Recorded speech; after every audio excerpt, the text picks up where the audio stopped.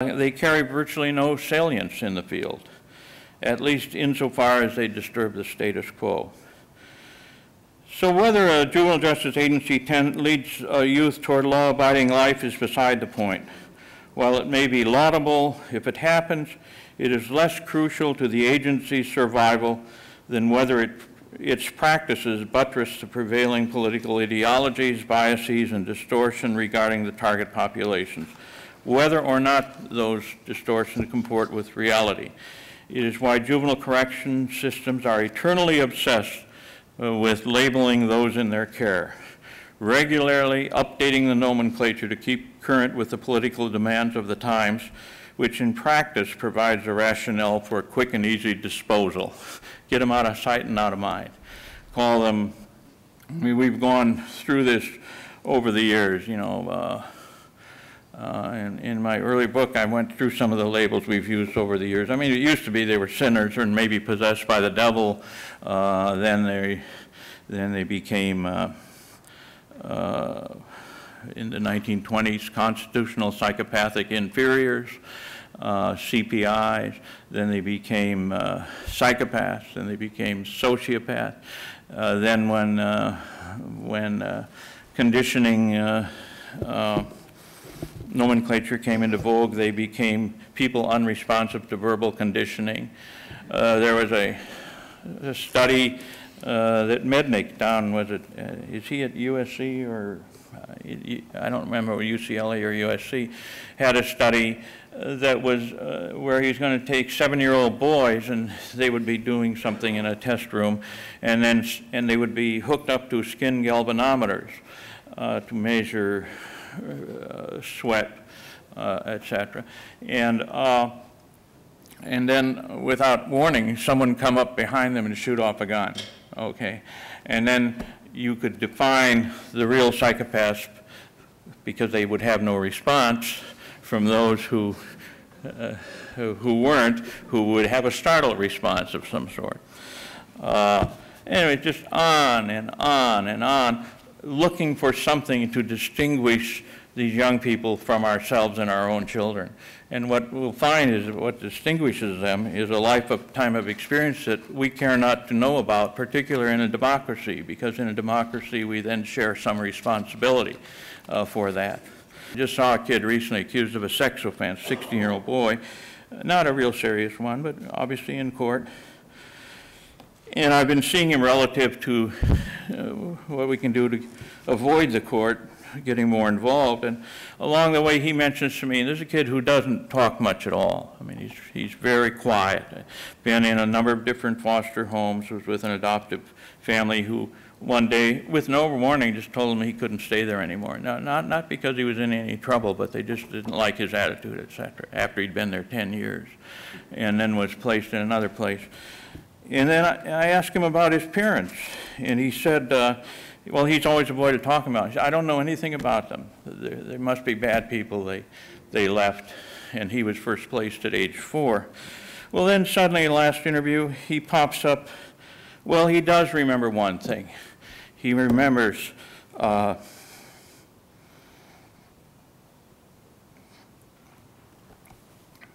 excuse me.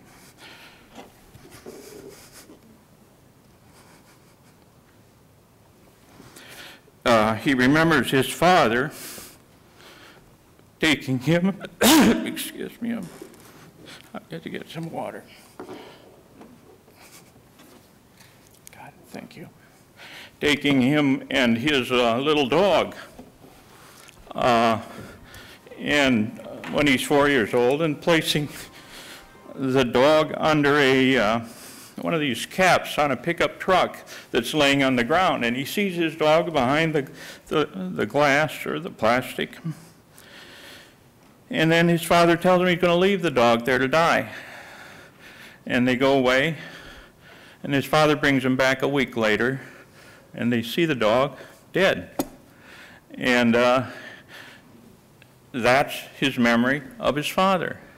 Now tell me that has no meaning in a young kid's life. But these kinds of things, the juvenile justice system doesn't care to know. How many know the histories of the people in the California Youth Authority in any detail?